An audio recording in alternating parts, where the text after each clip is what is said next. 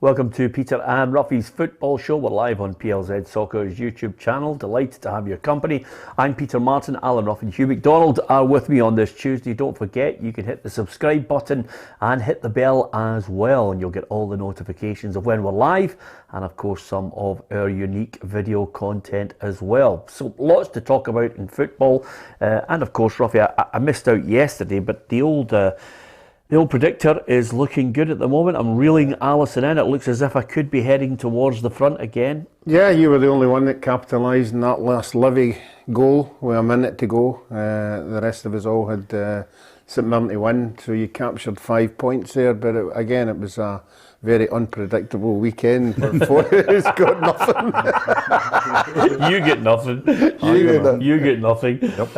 It's just been one of those, 2 weekends in the trot where I don't think anybody suspected we would end up with 0 points on it. I didn't get the chance to talk about it. I don't know about yourself, Hugh. I did not see Hebs 3-0 up on Rangers. No, I don't know. I don't think anybody saw 3-0 up. I think you could have made a case that, with Rangers' form, that they were slightly vulnerable. But again, Hebs were not coming off good form either. I mean, Hebs hadn't played for 4 weeks as well. So no, I think it would have been very hard to make a convincing case for Hebs, but it was a convincing win in the end. Yeah, absolutely. A big hi to David Bradley, also Nicky Twig, Kenny Whitson.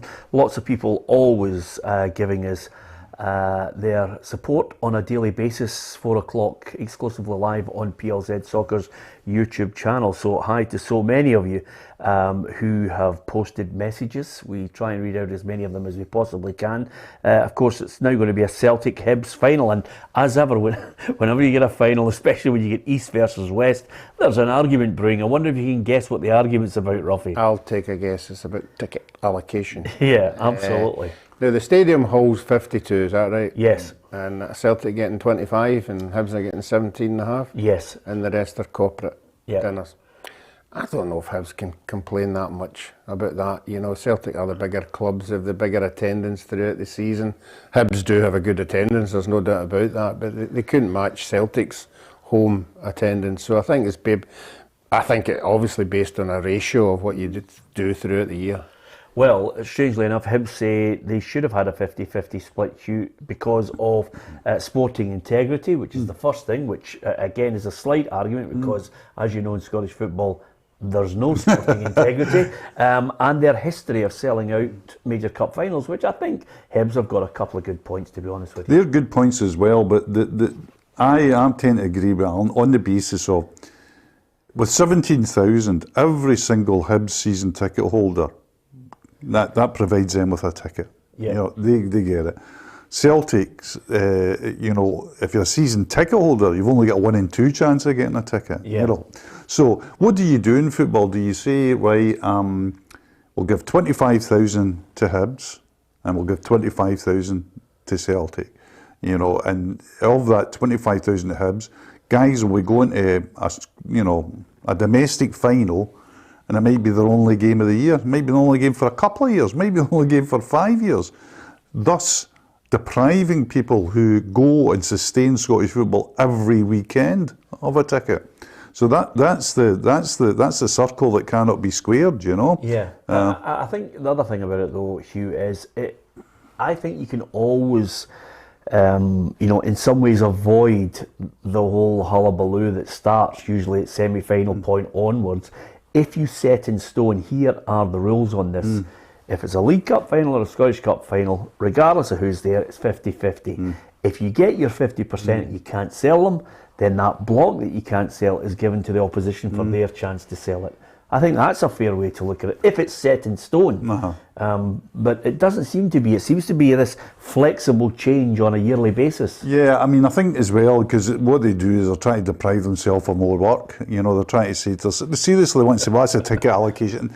And by the way, the idea that the SPFL will be bothered about a Hibs statement about this is, they won't. It's almost a routine that we go through every cup final. There's always a row about ticket allocation.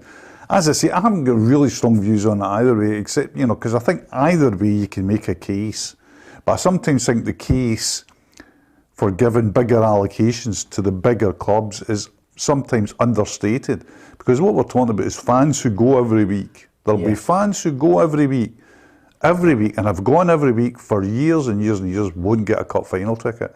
That doesn't apply to Hibs, St Johnstone, or others. Yeah, this is the statement you were talking about, Hugh, which Hibs have released, obviously to try and show their solidarity with their supporters who are at this point well and truly aggrieved by the decision. As a club, we had a number of long and intense discussions with the SPFL fighting for an even split of tickets with Celtic for the Premier Sports Cup final at Hampden Park, knowing our history of selling out tickets for cup finals and for sporting integrity. However, they have come to the decision that we will have an allocation of approximately 17,500 tickets for the match, a decision that we are incredibly frustrated about. We made our thoughts very clear. I think they could see that coming. I mean, this is just, it's almost as if everybody goes through the whole procedure. Yeah, no, I think they've obviously, that they're saying they've been in negotiations. I think the negotiations have got them 17 and a half, because it might have been 14 and a half. You know, so I think they've actually got an extra 2,000 or 3,000 because they've stated their case. But I agree 100% with you. I think it's a season ticket thing. You know, if you've got X amount season tickets, that's what you should be given. You know, we all know that people come out the woodwork for the games, but Hugh's point of there are much more Celtic supporters go to games than Hibs go. Yeah, well, it's an argument. I'm sure there are Hibs fans who will clearly feel aggrieved, and of course, with these cup finals, they don't come along on a regular basis. Although, to be perfectly honest, they're starting to come along on a regular basis for Hibernian. A lot of fans, some might be making the journey back as well, and looking for that one-off game to remember. You know, dads, granddads. Just trying to get tickets. I mean, absolutely. I mean, in a perfect world, it'd be 134,000 at Hampden, like the old days when I used to trip along, and there was never a ticket issue at all. But it's just a fraught one, Peter. I just think that, see, if you were Joe Bloggs, and for the last 10 years you're paying Celtic £1,200 for you and your son or your daughter to go to a match, and then to be built of a cup final ticket because Joe Bloggs in Edinburgh decides that he wants to turn up for the first time in 5 years at a cup final. I think you would be sitting going, well, there's fairness and there's fairness, you know? Yeah. Well, listen, it's set in stone now, and I don't think there's anything else that Hibs can do about it. The one thing they can do is try to actually win the League Cup final, and Paul Hanlon said he'd love to add to his medal collection. Definitely. It's I think the year we won the Scottish Cup, I missed out on the League Cup final that year. We got beaten that game, so it's I'd be lying if I said it wasn't something that I've thought about in terms of try to win both the trophies, and obviously one step closer now, one game ago, and really excited for it.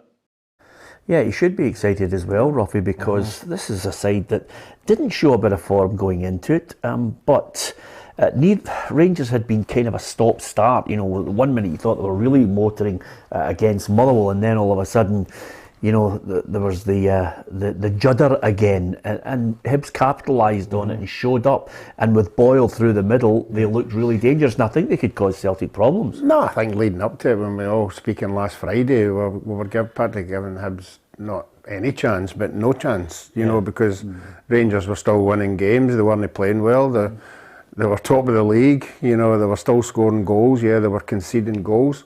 Hibs were on that poor form, they hadn't played for a couple of weeks, and then all of a sudden it just shows you that on any given day, and if the whole team turn up, you've got a chance. And that's the chance that they've got in the final. If that team turn up and put in the same performance that they did at the weekend, they've got a chance. Should Jack Ross be given more credit for the way he laid out his team and his game plan? No, I think he's obviously identified that Boyle was going to cause them problems right down the middle, which he did do. But Tom was on the other day saying the murmurs through the Easter Road were the failures he had in the semi-finals against Hearts, and and people weren't 100% that he had it to take them to the final stage and win it. But now that win at the weekend, all credit to him. I like him. I think he's very good. I think he's very good at the press conferences. You generally see what you get is what you see. So no, good luck to them. And I hope they do come and turn up in the final and play that style of football, because it'll be a fantastic final with two attacking sides. Yeah, I mean, the one thing I would say to you, having visited Easter Road on a regular basis this season, is those big changes going on in the background. Ron Gordon and his team are bringing about this change. Obviously, they want to try and convince a number of people in the SPFL of this American style or approach to football and how they should sell it. I know Dave Cormack will be in on that, John Nelms, they'll all be pro what they're trying to do. But you can see it in the stadium, the big screens are there as well. He's starting to put a backroom team in effect to try and, get as much revenue as they possibly can. Well, there's been a real revolution there, not only just people coming in, but people coming in means people have been going out the door as well. Yeah. So there's been a real culture change at Hibs. I'm all for it. I'm all for, I know Cormac in particular gets a bit of criticism about certain things, but I would rather they were getting criticism for doing something rather than, letting Scottish football kind of be paralysed in the mire of what it's been in the past. Whereas now it's they're thinking about things, thinking about kick-off things, talking to fans, getting fans on board. What do you want? Surveys. I'm all for it. Yeah, Hugh Scott, who regularly contributes and makes a point on our YouTube feed, which you can do as well if you want to. Try and keep it as decent as you possibly can. Hugh says, Peter, it was disappointing, the performance from Rangers, but take nothing away from Hibs. They got it spot on and deserved the win. Need to get the attitude sorted at Ibrox right now. That's the issue. It's still ongoing, but I'll tell you, you listen to any ex-player from Rangers, and they are far from happy with Connor Golson's post-match interview. Yeah, I think that's an in-house thing. That's a thing after the game. If you're not happy, you stand up in the middle of the dressing room, you address the people that you're directing your anger at, instead of just throwing it out there and everybody's walking away going, is he talking about me, or is it him he's talking about, or who is it? So no, that's an in-house for me, and it just doesn't send out the right signals, because everybody starts talking about, well, you're not signing a contract. Why are you not signing a contract? What's the problem with you? Yeah, but it's the overall thing of just saying that there wasn't the hunger. I think that's the thing that really irked players who would walk over broken glass to play for Rangers in a semi-final. I think this is something that's been stewing for a while, Peter. Yeah. And I think it's very interesting that he did the press, when in such a situation, I know Richard Gough talked about it, such a situation, it's usually the captain that does the press. Gough was always the man that did it after a Rangers defeat. He sort of thought that was one of his duties. So I'm wondering, did Golson, was this kind of almost premeditated? Did he volunteer to do the press? Did he say, right, fair, would somebody do, and wanted to get something off his chest? There is nothing as a kind of a freewheeling as that. Let me put it that way. Nobody makes a kind of a off the cuff. Aye. This is all pre-arranged. It's like a well-oiled machine at the moment. Not a good well-oiled machine, but a well-oiled machine on who's going out, who's going to say something. And I think as well, when he's saying that stuff, has he been saying it for a while in the dressing room? Has there been tensions in that dressing room for a while? But if there's tensions, Hugh, Rangers are 4 points clear at the top of the league. Absolutely, but I think what I would like to know, if I got Connor Golson in a 1-to-1, I would be saying to him, right, name the players that you're happy with. Yeah. Yeah. When he names the players that he's happy with, he decide who he's not happy with. And what it does is it just opens that other can of worms that people throw out there when Rangers don't win. That it's okay when you're winning, you're all great, but see when you go against it, you've not got it. You've not got it in you when the fans are against you to turn it round. And that's happened on numerous occasions, and they've always batted it out the road, because the next game they'll come up with a win. But in big games, that looks as if certain players in that team can't handle when things aren't going particularly well. Yeah, we try and read out as many of the points as possible. I'm going to read out a couple, which Ronnie Porter, as a Rangers fan, says, as a Rangers fan, Jack Ross did his homework and knew how Rangers played already. He just tweaked his tactics a bit to suit, and it worked. By the same token, Rangers were bad. Well done, Hebs. In contrast to that, and I don't know where Elizabeth Wood is coming from, she says, PLZ has turned into a Celtic podcast. I haven't mentioned Celtic. It's all about Rangers, Elizabeth. Open your ears. This is about Rangers and how they played. Didn't win the game. Have only won one in the 12 trophies that are up for grabs. I wouldn't look too deep into it. I think Rangers' style is going to change over the next 3 or 4 weeks. I'm almost certain. We're going to see a different Rangers when Giovanni Van Bronckhorst gets his teeth into this team and how they will line up and who will play. Hugh, I'm almost certain of it. I mean, you look at his CV; he's got a good CV, and I think he's inherited a good squad. Well, I agree with you. I think. We know that managerial appointments, by their very definition, carry a bit of risk. Nobody's a certainty at any club. But Van Bronckhorst comes with, good reasons for thinking that he'll be an outstanding coach at Rangers. I mean, he knows the club, he knows Scottish football. He's won an Eredivisie for Feyenoord, bringing through young players and playing an attacking style. He had that spell in China, which, COVID interrupted and eventually made invalid in a way. So I think he's an excellent appointment. Yeah. I think he's a top class coach that's coming in. Here's a question for you: do you think he'll get money to buy players in January, or do you think one will have to go out the door to give him a bit of substantial money to change the team if he wants to tweak it? And I'm almost certain he will. Yeah, he'll have to tweak it because he'll have to bring in his own players to play his style. The big thing is, Peter, under any normal circumstances, you'd have to say, no, he won't get any money because Gerrard didn't get any money for the last 2 transfer windows, and Rangers now are saying, well, we've got to sell players. I mean, Stuart Robertson said that. In the summer, we have to sell players to generate income for transfer. Will the directors have one last tilt? Will they go into their pockets yet again? Because we know they had $7.5 million to go into their pockets to get to the end of the season. Yeah. Do they go into their pockets yet again to back him? Only they know the answer to that. Yeah, and the funny thing about it, though, Roffy, is such is the nature of the madness of the west of Scotland. If anything, we're quoting the facts of 9 previous financial results. Yeah. And this one of 23.5 million in losses. Rangers fans, I always think a club can always run if you've got a millionaire or a billionaire benefactor. You can take debts and losing till the cows come home. And I think the Rangers fans really appreciate the work of Douglas Park and what he's done. But with 7.5 million with John Bennett and Douglas Park to find that, as Hughes alluded to there, before the end of the season, I get the feeling that they're going to look to January and say, okay, it's a Kamara, it's a Nathan Patterson, it's someone of that ilk who could get a good double figure for them out the door to help the manager buy some players. I mean, there's no doubt about it. The Rangers have thrown the kitchen sink at it financially. Financially in other ways, maybe throw a lot of money out for Kent and wee bits and bobs here.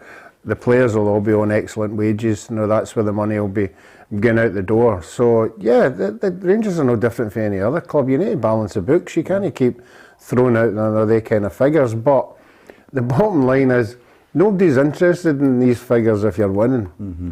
Nobody talks about the figures. We might lose him, or we might lose him. But then when you lose a game, and they want to be in Europe, they want to be in the Champions League, and as long as that European run keeps going, fans will still buy into it. And I hope they do win at the weekend, and they are in it, because we need all the Scottish clubs in it. But that's when questions start getting answered. If you go out of Europe and January comes, somebody in that board meeting is going to say, wait a minute.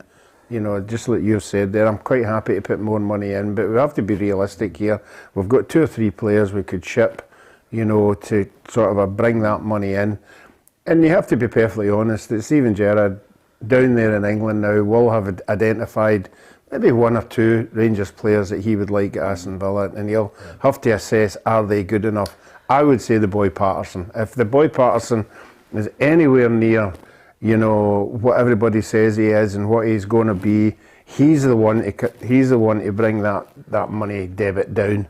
Yeah. Because he's not playing them. Mm-hmm. He's not playing. They persevere with Tavernier, and quite rightly so, because he's had an outstanding 2 or 3 years. But if you're not going to play him, get the 15 million if you can get 15 million.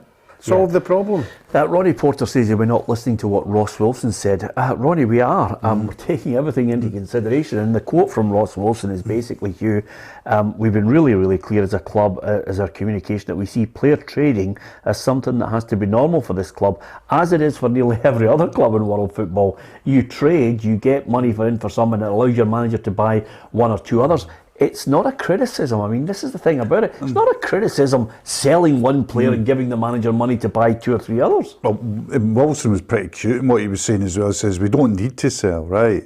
But and obviously because they've got directors that are taking share issues for what can basically call soft loans are still on board. Of course they don't. But there comes a point where they will want to sell, they will have to sell, they will say to themselves, listen, this cannot, as Alan says, go on indefinitely. And that brings the other question up as well, who goes and who goes for what. And they're actually in a situation which is very reminiscent of Celtic last year, where major assets are depreciating. Yeah. I mean, the value of Morelos is like a snow off a dike. I mean, there was a there's been a lot of shouting and bawling about mythical offers for Morelos, but there was a definite offer. I mean, I heard this from from a copper bottom source, that the 16 million offer for Morelos was correct and was turned down. You'll not get anywhere near that for him now. Interesting. Okay, Rangers with an interesting couple of weeks ahead. They're on the road for a few games too, but Giovanni Van Bronckhorst has certainly got Rangers fans excited, Ruffy, and rightly so. And quite rightly so, yeah. I think anything he did as a player was absolutely outstanding, and anything after that, he has been relatively successful. He looks a good guy, talks a good game. And I keep talking about, when you lose a manager that everybody respects, you need another one walking through the door that has the same respect. I think he's earned that. I think when he walks into the dressing room, he probably has walked into the dressing room and confronted the players, they'll sit up and listen to what he's going to say. And it might give some of them a wee G up. Some of them, sometimes when you get a manager who you really, really like and they leaves, you go, well, I wonder what the next guy's going to be like. So the next guy coming in has to show the right signs that you're part of my team. And if you're no part of my team, then you'll not be here. Yeah, okay. We move on to an issue which I think is a positive story, and I think more often than not, the football in Scotland delivers so much negativity that we all talk about, that it's good to get a positive story. And this one is Scott Brown's solidarity gesture with Glenn Kamara has been nominated for a FIFA award. Now, there are three also in the running for this, but just to get a nomination for it, this is of course Scott Brown at the time when Glenn Kamara had suffered the racist abuse, I think in the midweek.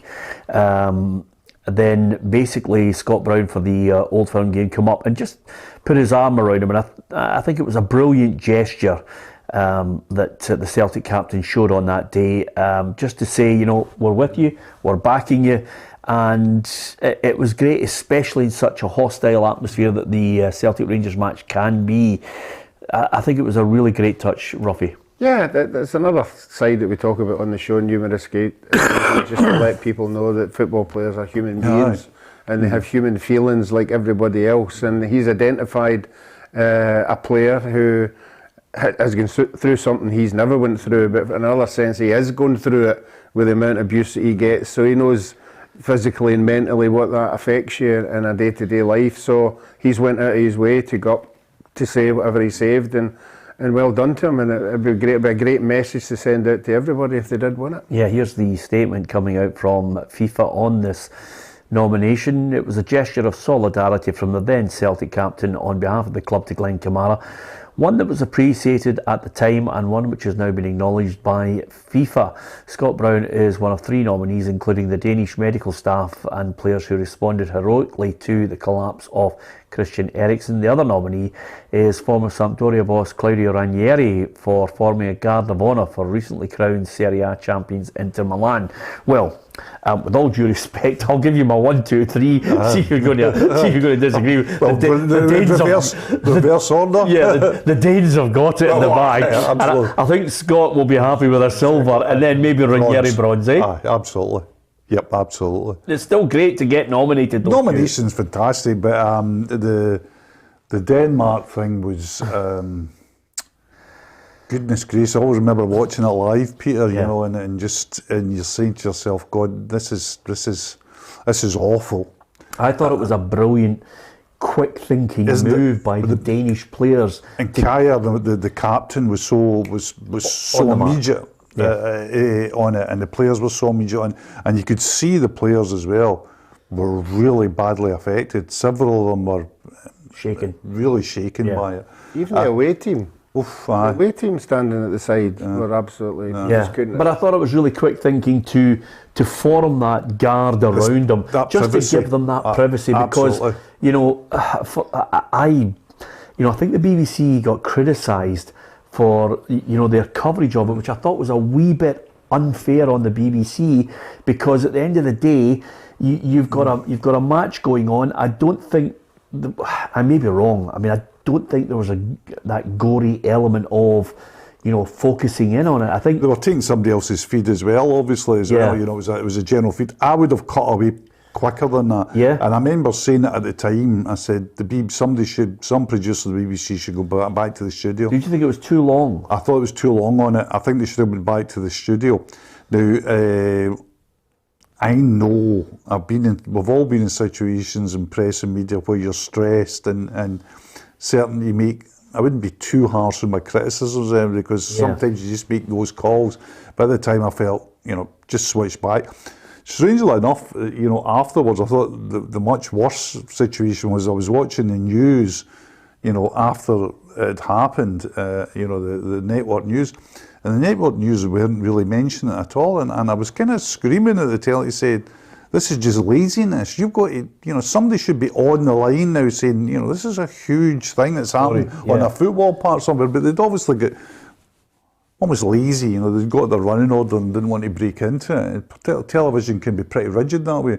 But, I think there was an element of just concentrating on it just too much, but that might be my queasiness rather than anything else. Yeah, absolutely, because there was such a long delay. But nevertheless, I think the element that FIFA are highlighting is, that human compassion that needs to be and instinctive mentioned. as well. And of course, let's not forget Ranieri, because the mere thought of a Guard of Honour here has booted into touch so quickly, because we live in a country which is utterly divided and at times narrow-minded. I'm an old style football man and all that. I don't agree with all that.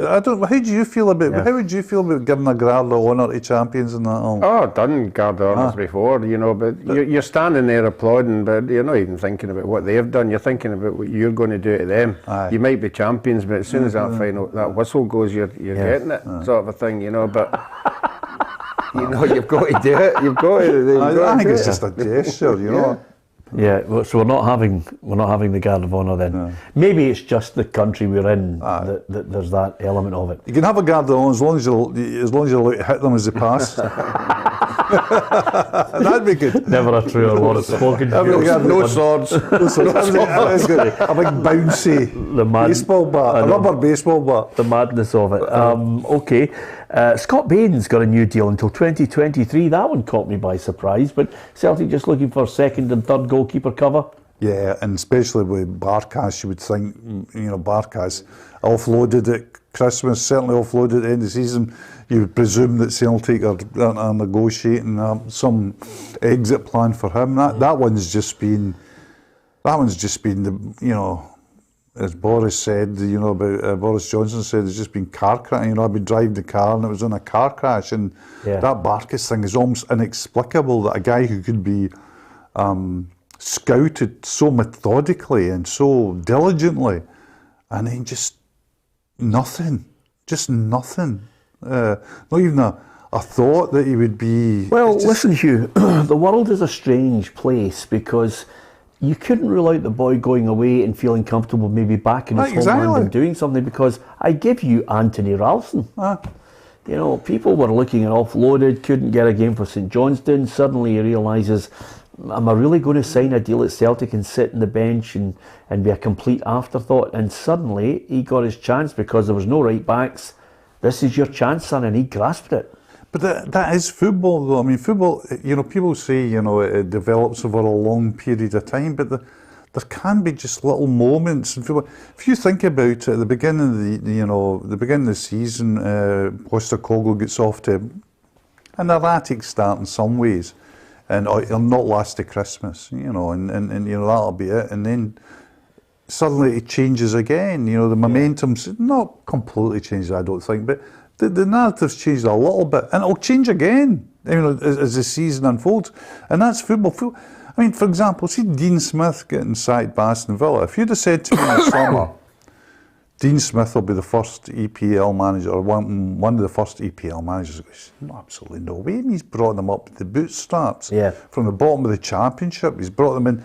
They beat Liverpool 7-2. I mean, his buy's been good as well. Mings, look what he's done with Mings. Look what he's done with the centre forward they bought from Brentford, Ollie Watkins, made him into an international player. You'd be saying, no way he's going to get sacked. And he's out the door.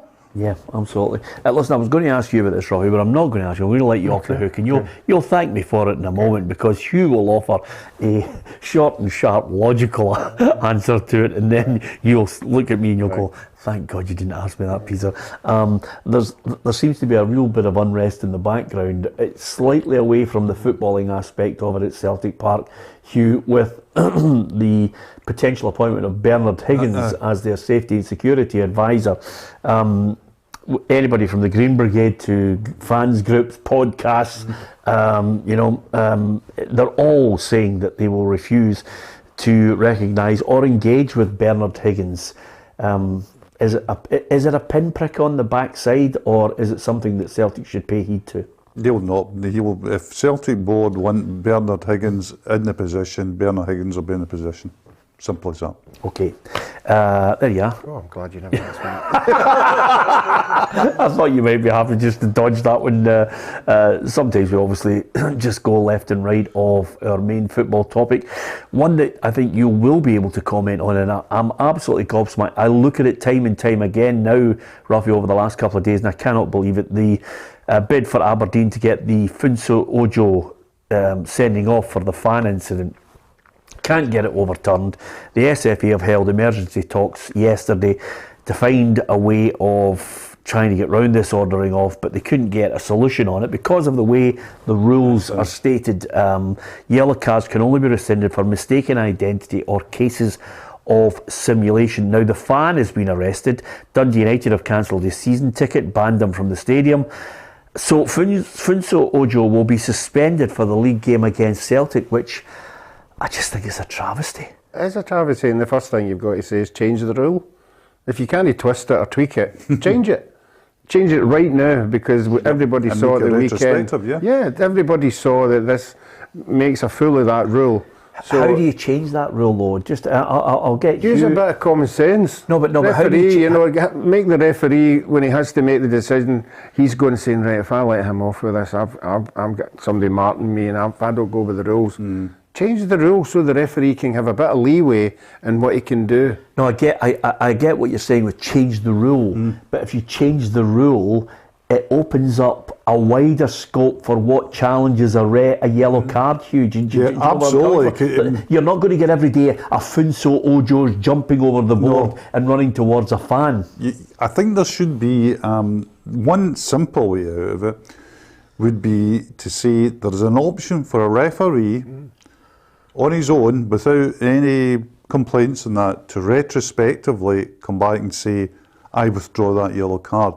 Now that would take over the tsunami of appeals going in on saying things. But if Bobby Madden came up and said, you know what, retrospectively, hands up, I was following, what I thought was protocols, but in this instance, I would like the SFA board, or the SFA refereeing committee, or the Judicial Committee to withdraw the shell card. Was it a mistake on Bobby Madden to follow what he thought was protocol on this? Should he have used common sense? You know, because what you get is a bandwagon of people saying Bobby Madden's a bad referee.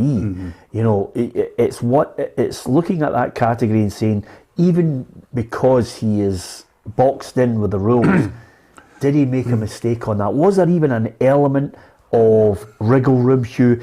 This guy has, you can see it clearly, he's vaulted the advertising board. His momentum's carrying him through. He's done nothing to engage with fans. See, I don't think it was even like the Tavernier incident, you know, when the fan came on and kicked the ball away and Tavernier, you know, put his hands on the guy. But he didn't get booked, and quite rightly, in my opinion, he was there to protect himself from somebody who's coming onto the field of play or is impinging on the player's workspace.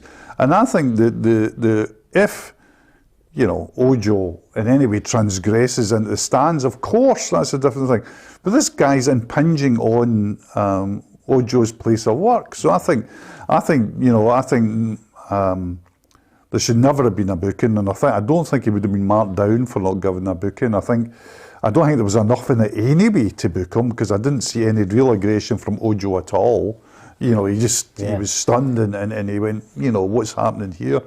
So I think it was just, I mean, again, we go back to things, people react to these things very quickly, and I think in this case, you know, not appropriately, but having the ability for, you know, a referee to say, do you know what, I'm rescinding this yellow card. Yeah.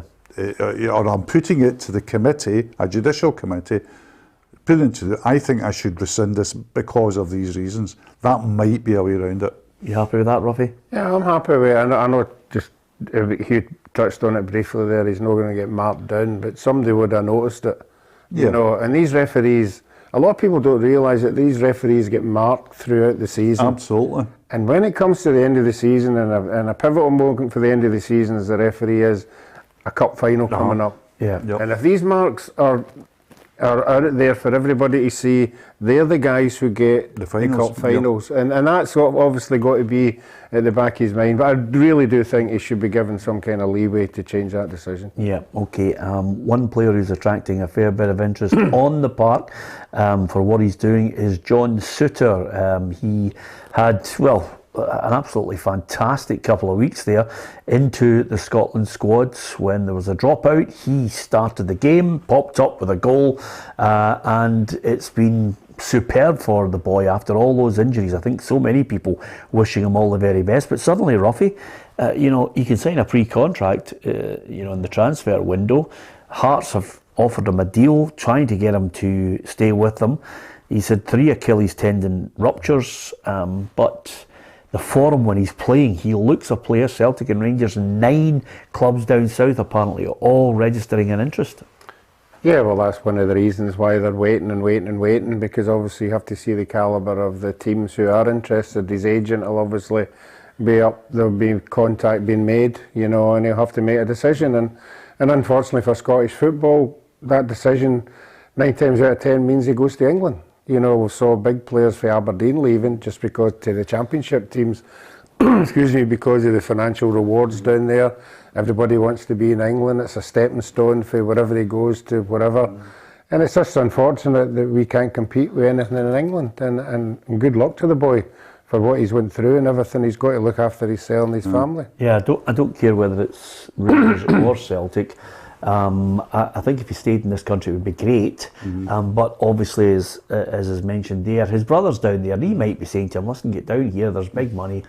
Absolutely, and you look at it, I mean, 3 Achilles, he knows, he'll have been lying in bed at times saying, what is my future? You know, that boy will have been into some dark places about what does he do, will he ever get back, how does he make a living after football? He'll be lying there, and then suddenly somebody might be saying to him, do you know what? We'll give you £2.5 million. Yeah. That's only, and that's very reasonable. 10 grand a week for 5 years. You know, that's a normal contract. And he might get more than 10 grand. So I'm talking at a low level. Somebody's comes in and says, John, £2.5 million on the table, plus a signing on fee, and will help with your relocation.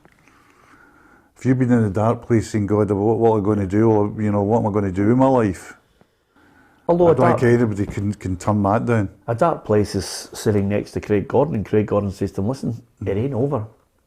Well, Craig Gordon's just absurd. The career that Craig Gordon's had, is just, that kind of thing of, helping out at Dumbarton and, things like that as a coach and, just coming back to help train with people. And now the undoubted star of Scotland, now, barring anything touch the old wood here. Yeah. Number one Scotland goalkeeper for the biggest game in decades. World Cup, literally 3 hours away, maybe. Are you changing it? Ruffy's gone from, the 2 or 3 years ago, the unbelievably Dr. Doom and Gloom, to a little bit of optimism. Are you changing your way? I think it's a huge thing to get through. I really do. I think there's so many teams there that are rated better than us and may be better than us. But having said that, and I'll say to the viewers, this is a really great sign for Scotland because I didn't think they would finish second in the group. Yeah, okay. Even a modicum of positivity there, to be No, fair. I've looked at that performance at home. Again, as I said, with the Hebs team, if we can find that level of performance against any of these unseeded sides, I would feel confident at home. It's what happens in the next game. Okay. Couple of things I want to get your thoughts on, guys. One of them is, of course, Dundee are trying to buy the stadium. Good. Because they obviously want to try and demolish it, which for me is a great thing because it's one of my, and I don't want to upset Dundee fans, but it's one of my least favourite grounds to go to because the stand is old. There's not a lot of leg room in it. It's always freezing. That's the one I was going to say. It's always cold. It doesn't matter. Ruffy put the long johns on, couldn't go to the toilet because he realised he had to take his whole kit off. But I think, well, the nostalgic part of Dundee and the dark blue fans will be thinking, oh, we love the place. I get that, but a chance to move to a new stadium if they can get all the bits in place. I see the sentiment of it as well, because of, that's a ground that's witnessed a European Cup semi-final. I think I'm correct in saying it's witnessed domestic cup finals. It's witnessed the great feat of Gilzine and Jockey Scott and Gordon Smith. I'm referring to the Hebs famous five, Gordon Smith here. And also one other one I hope you don't forget, Gordon Wallace. Gordon Wallace. The great player. Great Gordon Ian Wallace. Ian Ure, you're a big Ian. there's been some. Can I just give you 2 or 3 others that I really want to get in there? Because Craig Brown, Bobby Ruffy and I love them. Just if only for the night out that we had with Georgi Nimzadze, which will go down in history as the best night out I've ever had in Europe. Caballero, Canigia. They were special, weren't they? What about seeing Ravanelli? Yeah, Ravanelli wasn't great. I always remember I was in the press room at Old Trafford, and partaking as I was of the bounteous buffet, and a little grey-haired figure working for Sky Italia wandered up to me and was scooping out some of the lovely canapes, and I turned around and said, "It's a long way from Dens Park, isn't it?" And it was him. Was it him? Did he smile? Oh yeah, he chortled away at this. He said, "Yes, very much so, very much so." Yeah, absolutely. Those days with those players, it was just outrageous, and they were great to watch. Listen, you'll never take away the memories. That's the thing about it. Bricks and mortar is one thing. Those memories of great games for Dundee fans will be there, but if they can get a move away, they're locked into a contract to rent Dens Park at the moment, but if they can get everything in place and buy the stadium, then sell it for housing. Although I'm not too sure about that. It's in the middle of what looks like a big council estate. It is, so it is. But you can do anything with these kind of things. Yeah. You have to remember, once you start ripping it up, you'll probably tear a bit of Tannadice with you when you move it. Listen, I'm not going to suggest the two of them moving into one stadium because it just doesn't work in this country. So if they get somewhere, it would be great. Okay, as far as tonight's concerned, as ever, Tuesday, Wednesday, Champions League football. And also, the red hot topic down south at the moment is who's going to become the next Manchester United manager. The position was totally and utterly at the weekend untenable. Never mind getting thumped by Liverpool, you can't get thumped by Watford. And Ollie had to go, Hugh. Absolutely. I mean, there's no two ways around that. And obviously, if it had been a freak one-off result, but it was one of a pattern, and it was a pattern that showed the players weren't having them. And what's come out in the Telegraph, the Mail and other papers since is the sheer divisions in the dressing room. You know, you've got Eric Bailly allegedly saying, why is he playing Harry Maguire when he's no fit? Yeah. You've got other guys there saying, why is Matic not playing? I'm glad he's narrowed it down to why is he playing Harry Maguire when he's not fit. But the whole club is a mess in the terms of strategy. You see, you've got to have a strategy in the football club, and see if the strategy goes wrong, you can hold your hands up and say, we went down the wrong path, but this is the reasons we went down it. And I think the strategy has been revealed by the thing like Pochettino, who's now the favourite for the job. When Pochettino was free, they didn't go for him. Yeah. Why not? The other thing is they spent 2 years. Man, I think Jadon Sancho is a stellar talent, right? Stellar talent. But people might disagree. But the fact of the matter is they've spent 2 years trying to get him. And they paid the best part of 100 million when you take the fee and his wages, in fact more than 100 million, to get him. And as soon as they get him, and Ronaldo comes available, a kid in a sweet shirt, they shove aside the bounty for the selection box. Yeah. And there's just you've got Sancho, and you say that's not a strategy. That's not. To be fair, I agree with you, but I think Ronaldo has. You know, he's stepped up because if he hadn't stepped up, I think Ollie would have been out earlier. Oh, I mean, I'm not blaming Ronaldo. I'm just saying this, and what they've got the strategy of the buying policies and who they buying and why they're buying certain players. And I mean, you look at the players there. Sancho sitting on the bench doing nothing. Donny van de Beek, come on. Yeah, absolutely. Well, listen, Pochettino's out in front as the number one man to get in at Old Trafford. Maurizio Pochettino is Manchester United's number one choice to replace Ole Gunnar Solskjaer as their manager, and the Argentine is keen on a move back to England. So let's find out more about the 49-year-old. Pochettino was a centre-half in his playing days, appearing for Newell's Old Boys, Espanyol and Paris Saint-Germain amongst others, as well as earning 20 caps for Argentina. He began his coaching career at Espanyol in 2009, implementing a high-pressing game modelled on his former coach Marcelo Bielsa's style. He moved to Southampton in the Premier League 3 years later and led them to an 8th place finish in his first full season. It's their highest position in 20 years. But his greatest achievements came at Tottenham. In 5 years, Pochettino delivered 3 consecutive top 3 finishes, including second place in 2017. He helped develop players such as Harry Kane, Kyle Walker and Dele Alli whilst operating on a low budget, and he took the team to the 2019 Champions League final in Madrid, where they were beaten by Liverpool. He was sacked a few months after that and is now at former club PSG, where he won the Coupe de France last season, his first ever trophy. However, the French Giants failed to win the league last campaign, and Pochettino is said to be unhappy in the capital despite their star-studded lineup. Do you think he is the right man for Manchester United? Well, I like him as a manager, Ruffy. I don't think he's too happy at Paris Saint-Germain playing as the role of first-team coach. I don't think he likes this director of football and Leandro up above him. No, I think Hugh touched on it there. You know, that he took Spurs to the final of the European Cup, you know, and it was not a bang average, you know, Spurs team, but not a great team. So he's got something. He seems to have, you know, that word I keep using, respect. That if he was the kind of guy that would walk into a Man United with all these millionaires there, you think he would be able to sort them out. And I think he's the obvious choice, I really do. But before I get to that, if somebody had said to me I was a selection box, I'd retire.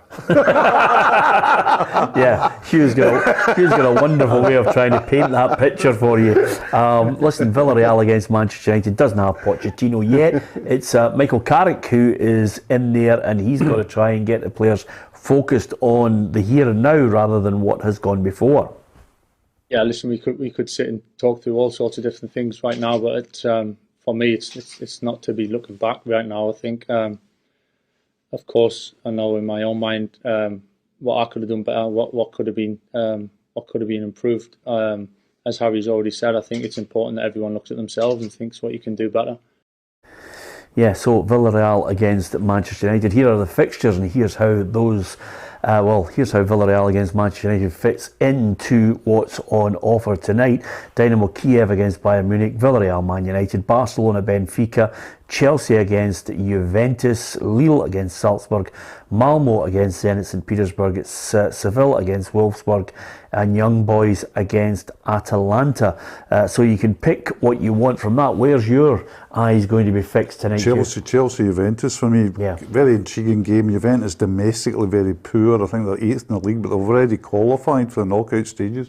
So I wouldn't mind a kick at them. And Chelsea would be in my small group of potential winners. Yeah, well, listen, they are the current champions. Thomas Tuchel says he's not going to go all out to try and get the result that they crave in this one. If the score sheet is a draw, we will maybe not allow Edumendi to go into opponent's box when we have a late corner, because we will not risk our qualification and go all in if the situation is like this. But until this moment, we will try everything to win the game and have a chance to win the group. And for this, we have to win the game. Yeah, second, just 3 points behind Juventus at the moment. There's one thing about him, Ruffy, Thomas Tuchel. I mean, Chelsea are doing really well in the Premier League. They're just going about their business, and he's just quietly under the radar. You know, I would look and I think it's going to take a good team to stop them in the Premier League. Yeah, they'd signed a few players before he got there that weren't doing particularly well, you know, and he's come in there and all of a sudden they are playing to the form that they paid the money for, you know, and they're getting into that mode now that they go out and play games and whatever they want they get. If it's a nothing each draw away from home, they get a nothing each. You know, if it's a win, whether it's 1-0 or 2-0 at home, they get it, and that's a sign of a good team for me. You know, and it will be interesting to see the result at the end of the night. Yeah, absolutely. So who are you going for? Villarreal, Man United, first of all. I think that'll be difficult for Manchester United. I'll go for a draw there. I think Villarreal are a decent side. They're usually good at home, as we know. They've got decent form against Manchester United in the past. And I still think Man United is just such a disparate group of players. I don't think there's any unity there. So I don't see them bouncing back to a big win, no. Ruffy? The only chance I see them winning if Ronaldo comes up with something in the last 5 minutes of the game. So that's their saviour for me. Okay, and with regards to Chelsea and Juventus? Chelsea. I'm going to go Chelsea. Yeah. Just 1-0. I think I'd go the same. The interesting thing about Chelsea is that the recent good form has been obtained without Lukaku in the team because he's been injured. And apparently he'll be on the bench tonight, so it just shows you the strength and depth. The £100 million centre forward is not necessary to Tuchel. You know, he can do without it. Hugh, just before we go, we won't see you for Thursday. Obviously, there's Europa League and important Europa League matches for Celtic and Rangers. Bayer Leverkusen against Celtic. I don't think Leverkusen are at full strength by a long way, but it's a tough one for Celtic, and then Rangers will get Sparta Prague. Yeah, two really intriguing games. I saw Leverkusen in the Olympiastadion 2 weeks ago against Hertha. They weren't very impressive, but they are a good team. We know that. I think Celtic getting anything out of that game would be a result for them. Rangers simply have to beat Prague. That'll be a game that will be subsumed in atmosphere and off-the-field narratives, etc. And I think it'll be hard for Rangers to beat them. Yeah? Yep. Okay. A draw as well. A draw, okay. Ruffy, you're going to be with me tomorrow. We'll have Charlie Adam and Tam McManus with us, and then of course on Thursday we'll have Tam Cowan ahead of those two matches. So we will continue our chat on that. Don't forget to hit the subscribe button, and of course if you hit the bell as well, you'll get those notifications of when we are live on the programme.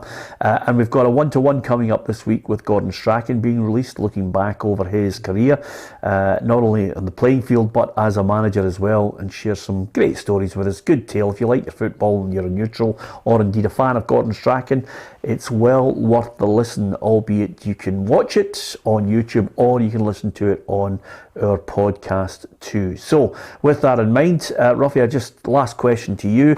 When we eventually do decide to hang up our microphones, where are we going to just saunter about Europe to watch games? Where are we going, Ruffy? What tickets will I buy for you and I to saunter about and watch European ones, and say to Hugh occasionally on the phone, yeah, a couple of weeks ago I had a real look at Yes, a Milan derby for me. Yeah, I've been there. Well, Is there anyone other than that you've... well, we've been to Barcelona. We've done Barcelona. And Real Madrid haven't got the players that they used to have, so Yeah. probably Germany. I'd like go. You've been to Dortmund and all. I'd like experience the night in Dortmund when they're all You come along Yeah. next time, then, You Ruffy. can go with him there. Yeah, That's you come just. on. You just said that so he'd get you tickets. You're such a sneaky guy. Anyway, I would like to see. I'm not sure I could pull it off, but I would like to go to Argentina for but- River Plate against Boca. Well, I'm going to Argentina, God willing, with Ali for Boca, but is your not son. for but not for Boca River Plate. No, because you want to extend your life as long as possible. Ali's decided that it might be just too much for the What's the for Brazil? old borderer. And what's the Brazil replica of that? Well, because so many in Brazil, there's probably São Paulo versus any of the Rio de Janeiro teams, you know. Yeah. That would be the I've big. been there, so. Yeah, absolutely. There you are. I knew. You were man of the match. Yeah, man of the it was. I'll bring in my trophy, you'd yeah. get it, yeah. Any chance of bringing in your Zico strip? The search for Zico's top still goes on. Sure. Anyway, on that, couldn't think of a better way to finish it, mentioning Zico. Thanks to you for watching the show and listening to it on the podcast as well. And don't forget, if you're looking for the perfect Christmas present for someone you love, get onto the Plz Soccer Shop. You can download the app. It gives you all the latest breaking football stories. You can post as a message in the app as well, but if you hit the shop you can maybe choose a Maestro top or indeed one of our 20 Legends t-shirts and canvases that you might want to put in a selection box. And the Maradona one's a cracker. Well, it is, that's what I was saying. One of these Legends on t-shirt or canvas would be the ideal Christmas present. Do that if you can in the Plz Soccer Shop. From Hugh, from Ruffy and from myself, Peter Marsden, thank you very much for watching.